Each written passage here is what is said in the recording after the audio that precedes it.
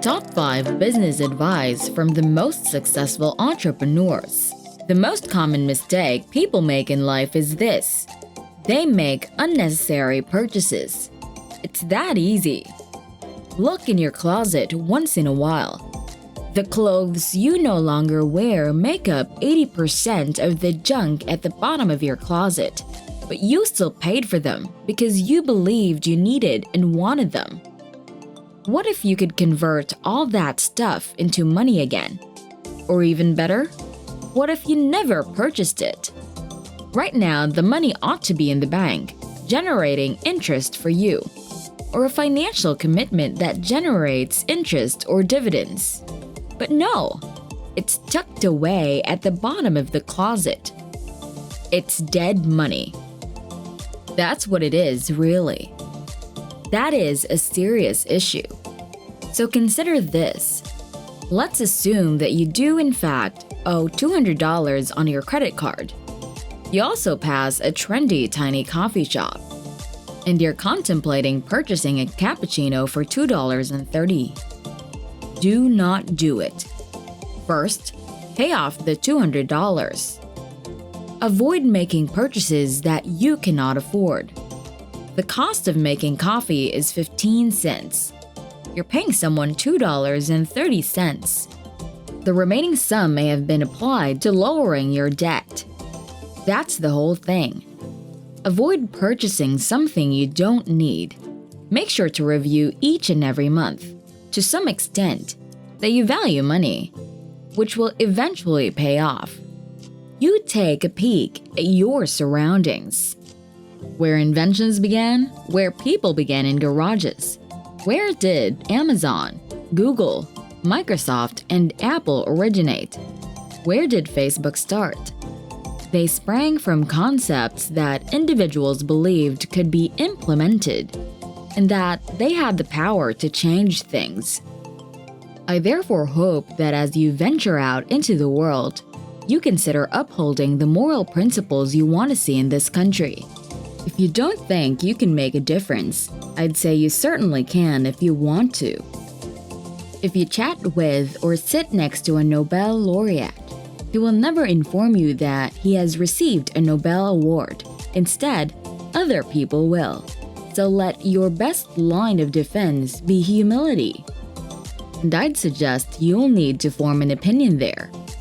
Additionally, you shouldn't just think of yourself as successful based on how prosperous you become personally. But if you have made a difference, you ought to feel content when you get home at night. Each of us can contribute to making that impact.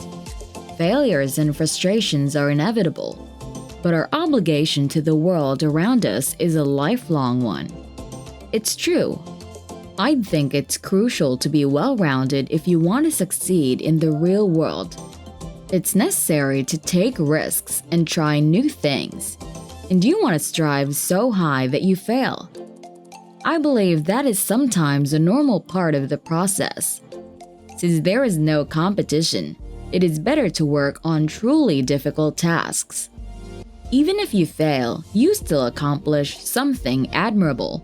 I would tell the young people to capitalize on any mistakes they make. So I tell myself and young people about it. Be a good student before you turn 20. Wait to start a business so you can gain some experience. Follow someone before you reach the age of 30. Go to a small company. Typically, learning processing is beneficial in a large firm. You are a component of a large system. However, you discover passion and goals when you work for a tiny business. You pick up a lot of skills all at once. Before the age of 30, your choice of employer is less important than your choice of boss. That is very significant. An excellent boss teaches you to think otherwise. You need to be quite clear-headed between the ages of 30 and 40. If you are truly interested in starting your own business, would you work for yourself? You have to do everything you are good at when you are 40 to 50 years old. it is already too late to attempt to jump into the new area. You may be successful, but the death rate is far too high. So between the ages of 40 and 50, consider how you may concentrate on what you are good at. Work for the young people instead if you are 50 to 60 years old. Young people can perform better than you, after all. So make sure they're good. Invest in them and rely on them. I told a lot of people that it doesn't matter how many times you fail. If you do it well, success comes to you quickly. You just need to get it right once. Being an entrepreneur means that you have it all, to put it simply. You know, a lot of people like to say, I don't have connections, I don't have money, I don't have this. But you know, if you find something that you like to do or love to do, be excellent at it and see if you can convert it into a business. I'm just not big on excuses. I used to sell powdered milk, and it was a disaster.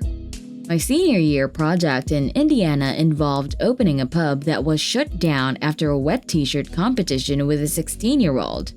It was a catastrophe. That was advantageous since it prevented me from getting into the bar industry. Since I preferred to close the deal above making the sale, I was dismissed from my first position in the software industry, instead of coming in and sweeping the floor. No matter how many times I failed, it didn't matter. I simply kept going and going and going. And business owners need to understand that. Sometimes it doesn't matter what you think, who you know, or how much money you have access to.